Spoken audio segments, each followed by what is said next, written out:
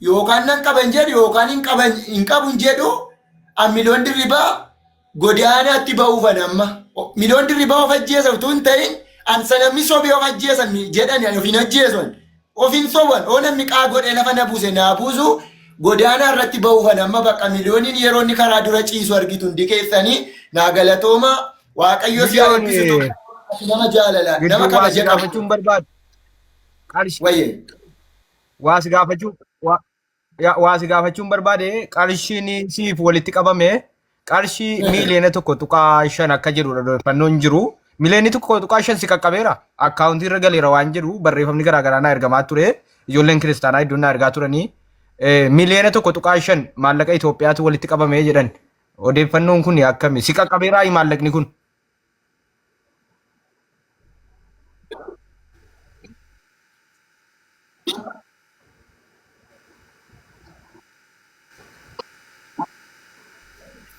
Obsa miliyooniin an gaafadhe. Obsa miliyooniin qaqqabeeraa qoy. Miliyooniin qaqqabuun gaafadhe obsa. Sagaleen kun jiru.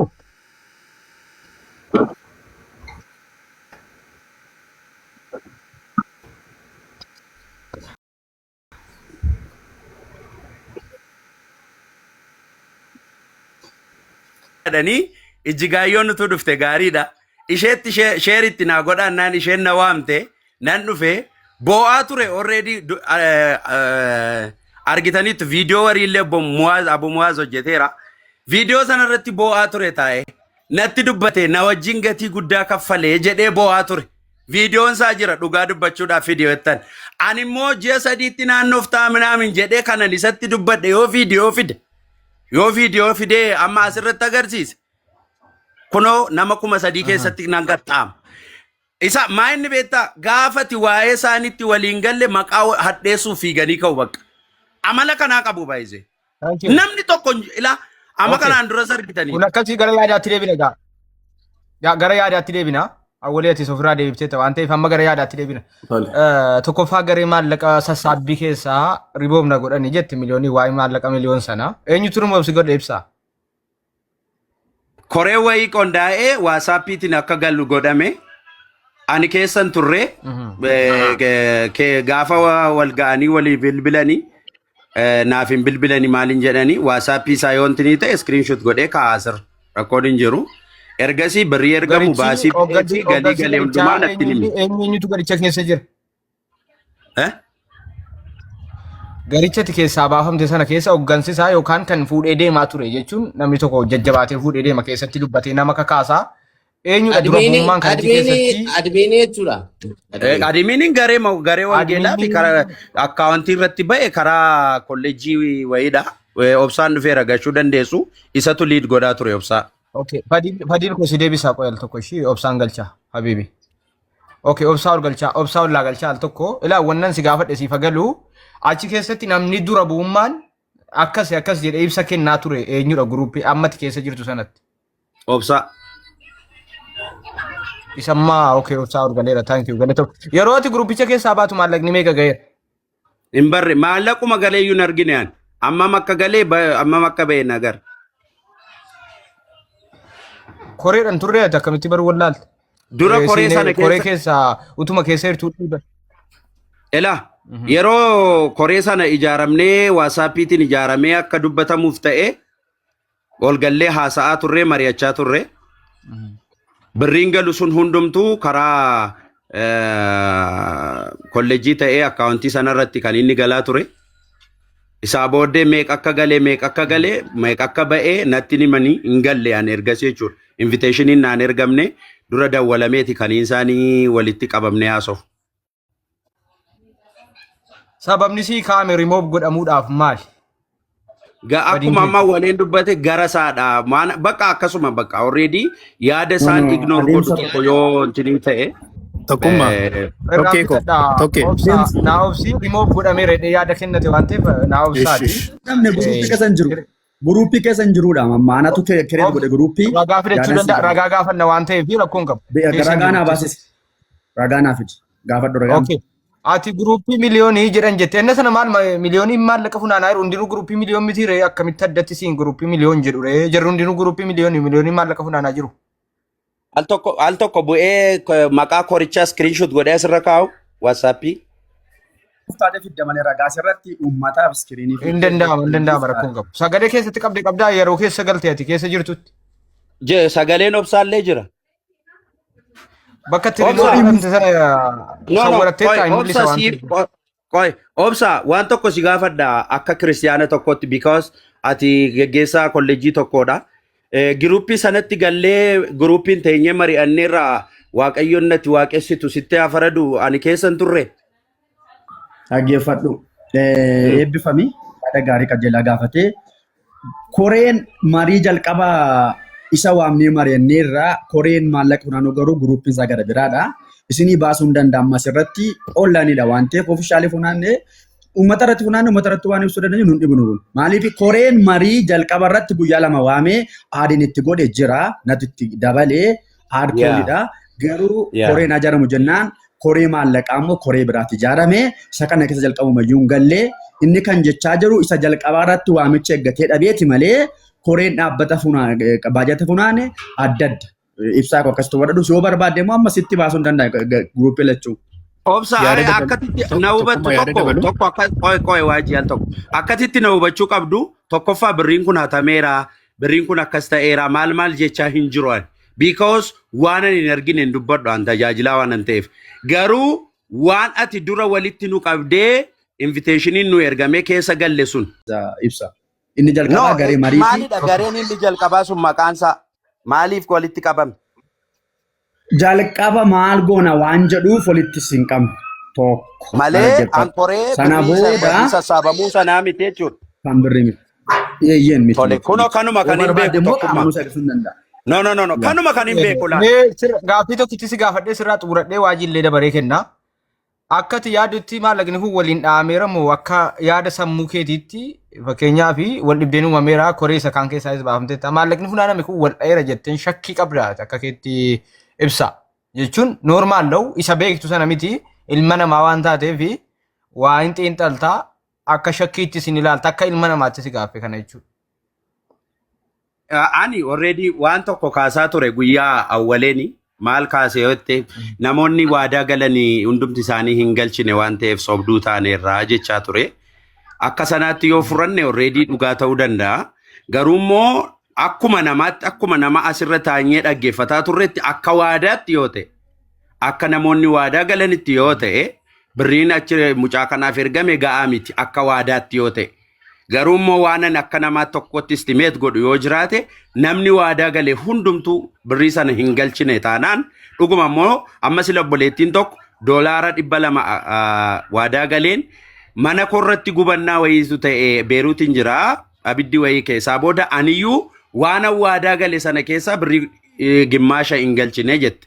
So akka namni keenya bakka gaafa simmeetiin ka'ee waan intinii godhuu fi birriin kun akka kottiin cabarbarama jedhee hin yaadu gama kootiin garuu keessa namaa immoo waaqayyotu beeka. Ishee ibsaanumatti darbina waajii miutira kaafattee waan dabaleedhaa turte waan dabalattu jiraatte ibsaanumatti darbina waajii sii kennine waan haasoftu yoo jiraate sirraa fuunee kaanee ibsaatti deebina. Galatooma sagaleen koo qulqulluudha tokkummaa. Yaa sirriitti jira yaa. Okay hunduma keessaniif nageenya baay'atu. Jalqaba irratti barsiisaa obsaanii ifaa godhaniiru yeroo ibsaan jalqabaa koree keessan ture jedhee xiqqooshee namootatti waan biraa fakkaachuu danda'a. Keessaa rimuuf ta'e jechaa ture miti tokkummaan akkas jedhanitti fakkaata.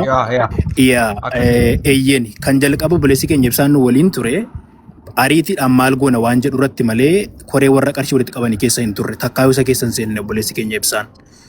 Yerooma ariitiidhaan maal goona jenneyyuu namoota muraasa taane walitti dhufneetu ibsaan afaan isaatiin akka nuun jedha. Waan kanarraa muuxannoo hin qabu.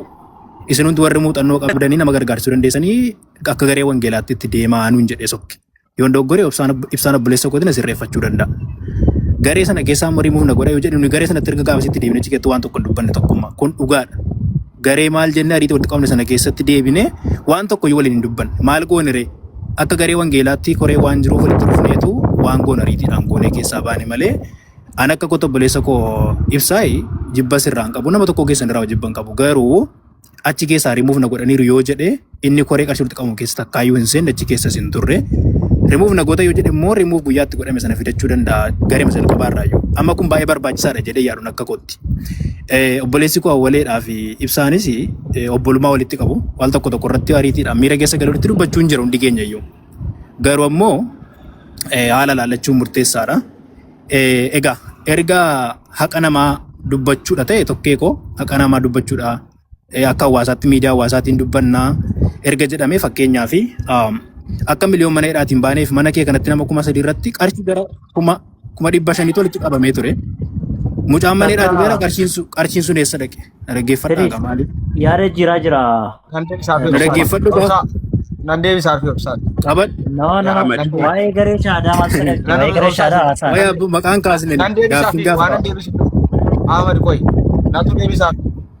Agaafatu. Jiruuf deema tokkee karaa jira. Yaada jiruuf deema. Dubbattu isinis maaliin osin dhaggeeffadhaa qaba. Agaafatan rakkoon qabu namni kamiyyuu gaafiif toominaan agaafatu. Deebiinis asuma jira waan ta'eef. Yaa. Galatooma. Wanta biraatti akka. Yaa annaamusu maaliin haasaa? Awwalee as jalaa baay'ee Namoota awwalee baay'ee namoota gurguddoota sirra jirtu namoonni dhaggeeffachaa jiru nama Oromooti hedduunsaa wal kabaja waliif qabna Oromoo walitti qabna obboloota koo. Yoo ndoo gara dubbadhe dhiifama naa godha. Anama miliyoonii illee waan asirratti dubbadheef aarii dubbadhe dhiifama. Sittani natu si deebisa waajjira. Ishi tokkee. Sirrii gaafatte. Ishi tokkee. Thank you galatoo. Maanatti nagaa. Eeyyeen ati illee Facebook irratti dhoobdee turte tokkee koo ijoolleen fidanii maxxansanii turan qarshii 500 moo 50 waan akkasii jetteetu bilaasha ta'ee jette dhoobdee turte ijoolleen maxxansanii turte. Dhoobdee turte jedhi ka. Maxxansitee jechuun Dhiiraan hin dubbate ka maxxansitee.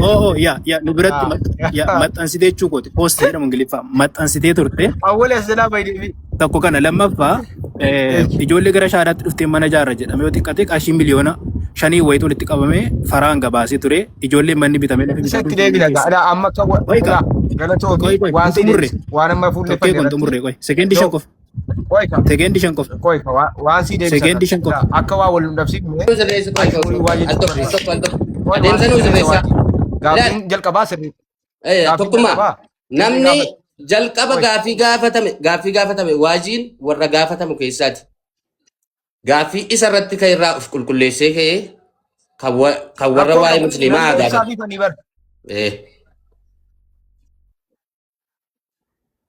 Isaanan deebisa. Gaaffii ati gaafatte kun galmee irra galee jira. Si osoo hin taane qaamni maallaqa sana kenne gaafatee waan kana keessatti shoora qabu gaafateera. Tartiiba qabsiifannee waan jirruu fi sana akkuma kanatti nuu dhiisi hin dhiibne jechuu barbaada. Na gaafatte waan ta'eef akka nama tokkotti si deebisa. Nama bakka bu'ee osoo hin taane akka miidiyaa hawaasaa taanetti akka miidiyaa yeroo kana dhiibbaa fedhe geessisuus ta'e qabbaneessuus danda'u tokkotti akka miidiyaa uummataa taanetti gaafachuu waan oolu miti. Kun ati jetteef osoo hin taane uummataaf jecha waajiin jedheef osoo hin taane kan garee eenyu kanas yookaan waajiin na gaafadhaa nan gaafatinaa jedheef osoo hin taane miliyooniif caala garuu saamichi uummata irratti raawwatamaa jiraa waan jedhu adda baafachuuf si galee irra caalaan isa gama kanaas waan wayyaa jala kaannuuf hin qabnu deemsuma deemsatti deemnaa jechuu barbaade tani galatoome waajii inafu sunis Alex yaada kollee nan mursiifne tokko mana kee keessa jirra tokkummaa ta'u bakka malee qarshiin kuma yaada kan kee yaada biraa maaliif kaaftan yeeffannoo waan ammaa irratti maali beekna haqa nama dubbachuu taanaani tokkummaa qarshii 220 suma yaamboo nyaatamte suma yaada asfaa nyaatamte baati deemna jedhe malee dubbannu hin jenne waajii bar hay haqa hawaasaa dubbachuu sana kan suma yaata asfaa itti deemna dura sana dirreessuu qabdu kaasuu dibbin gootee hafte qaama akkasiin nyaatte isinitti himneerra irra keenya ragaa waliin bakka sana sirreeffadha jira amma ajandaan jijjiirina mata dureen jijjiirina waan walitti qabamee qabuma mana keessan sirreeffadhaatii nutti deebi'a waliin galu hin fidin eegati kana ifa gootee booda miliyoon immoo birriin ammana malee ammanni nan qaqqabne jedhee mormatee gaafatachuu fi miliyoonii deebisuu danda'uudha qabdaa jechuudha. Egaa amma maaniree gaaffiin keenya jalqaba birrii meeqa funaante uummataaf ifa godhe meeqatu waadaa seenamee meeqatu miliyoonii gale. Dhaggeeffadhu suuta dhiiti. Birrii amma funaan ammi waadaan galame kan gabaasa goonu mana garee wangeelatti funaannee kiristaana kennee achitti gabaasa goona tokko. Gaaffii sirrii gaafattee gabaasa kan goonu mana garee wangeelatti gabaasa goona achi kootu dhaggeeffadhu. Isa kana siin jedha tokko. Yoo kanan goone immoo birrii kan funaanne nuudha Kiristaana funaanee kiristaana gargaaree mana garee wangeelaa kootu gaafii gaarii gaafatte gaafachuun illee guutuu qabda. Iddoo funaannetti dannee Asirrattis gaaffii sii qabu. Kan nu gaafachuu Gaaffii sii qabu. qabu. Hannaan himatamtanii Natti akka mursiisa. obsa akka Eenyu hannaan himatee? himatamtan quba qabdaa garuu. Hannaan Naaf ijam nama sana ana akkasitti maara. garee Yoo natti haqaaf kuni deemte ati garee hannaan himatamedha. Dhaggeeffadhu bakka itti ifa godha jette kuni bakka hannaan himatame. Dhaggeeffadhu. Sii galee amma. Aha. isa immoo taanaan dhaggeeffadhu. Waa lama naaf fudhadhate. Tokkoffaa ilaa. Birri funaante kan jette mana garee wangeelatti funaannirraa meeqa funaaname meeqa waadaa galee kan jedhu birri kaayyoo funaanneef miiliyoona ajjeesuudhaan mana dhaatii namummaadhaaf baafnerra tokko. Isa kana immoo gabaasa uummataaf ni kennina. Lama namni na himata jiraannan immoo tokkee koo eeyyamamaadha. Aleeks eeyyamamaadha. Barbaachisaadhaan Aleeks bira dhaqee qaamaan barbaadanii ediitiin godhan Aleeks bira dhaqeen waadaan sii galan. Waadaa jechuudha isa kan Aleeks taa'ee biraa jechuudha dawwalee barbaadee fi haqa taanan tokko. Kanan ta'u taanaan dura dhaqiiti warra ajjeesu walitti qaban sana eessa ga'ee birri nama qalutti bitan jedhitti hoo dhugaadhaaf deemta ta'e kan jara warra ajjeesu walitti qabanii kuma dhibba sana Okay, galatoomii miliyoonitti dawwalaa qoy. Namni bilbila miliyoon qabdanu Mubaarikis ta'u Aleeks ta'u itti dawwalaa namni tokko. Namni bilbila isaa qabdanu Agasiif tokkee. Garuu Yaa agasiif tokkee waan jeneraalii wayin dubbadha. Yaaduma walii Amma galanii. suuraa kenname. Tibbeessoo obsaa kenname. fawwaa jedha ammasitti. In jetta waanuma tokko jenuma yaada walii galaati. Fakkeenyaaf wanti kun personally baay'ee akka amantii kiyyaa akka amantiitti waa'een maallaqaa dhimma amantiiti. Amantiitti balu cimaadha jechuun fi dhimmi maallaqaa dhimma garaagaraadha. Macaafni qulqulluun maal jedhaa? Akka waaqaatti namni waaqa lama bitamuu hin danda'u jedha. Macaafa qulqulluu keessatti. Maallaqa garasitti ol kaasee kaa'e jechuudha. Amanamummaan kenna boodaafillee akka waldaa itti illaa ta'utti akka garee gargaarsaatti yoo namni gaafii gaafatu. Uduu gaafachuu baatanii gaariidha. Uduu isin gaafachuu baattanii gaarii. Eega gaafattanii boodumaafuu feesfulnesii kennaaf kan isaan gaafatanillee achumatti hafeeti. Uduu danda'ame barsiisaa obsaan asitti ebalu abbaan fedhellaa gaafatuuf qajeelaa ta'eetii miti gaafiin gaafatan. Isaan odiit godha miti. Isaan odiit nu godhaa abbaa biraatu dhufee odiit godhaafi miti. Uduu ala ba'uu baate uduu miiloo ala baasuu baate baay'ee gaariidha. Uduu ala baasee inni paablikii gochuu baate baay'ee gaariidha.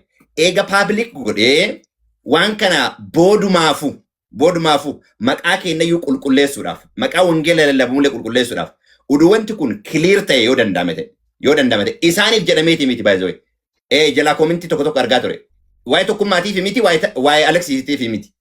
Waa'ee uummata waan kana dhageeffataa jiruuf jecha uduu wanti kun kiliir uduu ta'e gaariidha akka yaada tokkootti. Lammaffaa kana jalaa buufannee yookaan maal jedhanii kana jalaa buufannee yookaan gaafiin lammaffaan kaasattanillee itti aansina. Itti aanee sunillee maal ta'a akka gaafiitti dhufa jechuudha. Mee waan sanillee maal nu godhaa jennaa odiit nu godhaatii kiliir paablik godhaa jenna. Isallee teennee ma dhageeffanna.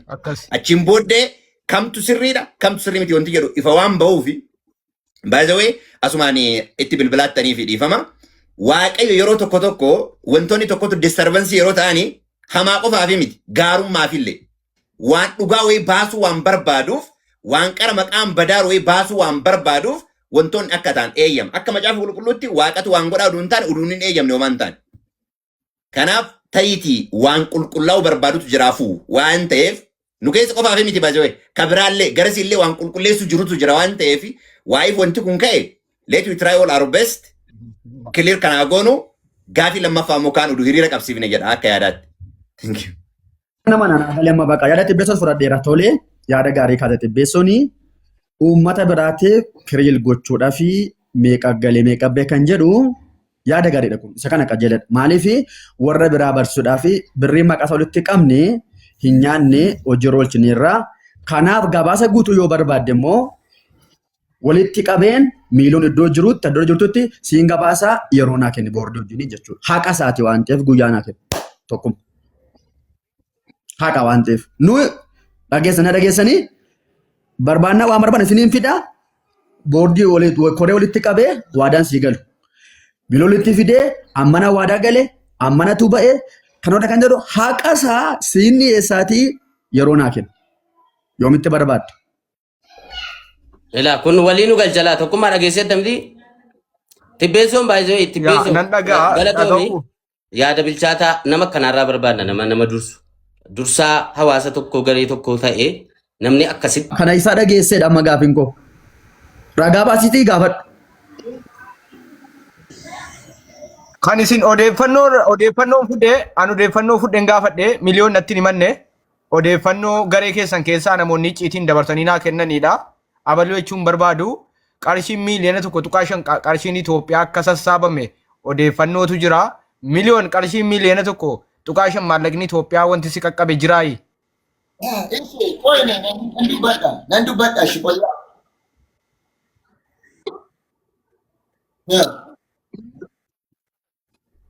Aboo namichi maal taate obsa? Ilaa Isa walitti dhiishi. ilaa akka gootanii amma jechuudha baasiin sin itti hima baasii bahee wanta ittiin baase wanta bahee hundumaa sin itti himu. Koree sana fiduu dandeessaa ammati? Qoy baasiin baase amma sinii baasiin baase dubbadhu amman baasii bahee dubbadhu. Miiloo qo'atamee tokkummaan gaafadhaanii miiloon qoy.